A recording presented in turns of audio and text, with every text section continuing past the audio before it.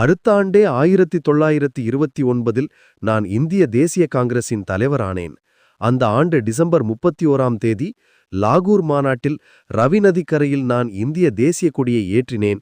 கூட்டம் முழுவதும் ஒரு முழக்கம் ஒலித்தது, இன்கிலாப் ஜிந்தாபாத். பூர்ண ஸ்வராஜ் தீர்மானத்தின் அடிப்படையில் 1930 ஜனவரி 26 இந்தியாவின் முதல் சுதந்திர தினம் என கொண்டாடப்பட்டது. அதுவே பின்னர் நம் குடியரசு தினமானது.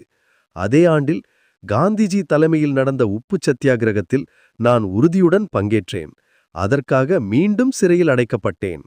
1934இல் நான் உருவாக்கிய நேஷனல் பிளானிங் கமிட்டி இந்தியாவின் பொருளாதார வளர்ச்சிக்கு வழிகாட்டிய முதல் பெரிய முயற்சி.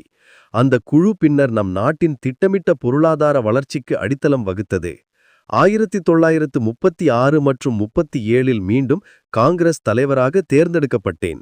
நான் கனவு கண்ட இந்தியா சுதந்திரம் மட்டுமல்ல, அறிவியல், தொழில்நுட்பம், கல்வி, சமத்துவம் ஆகியவற்றில் முன்னேறிய நாடாக இருக்க வேண்டும் என்பதே. 1942இல் காந்திஜி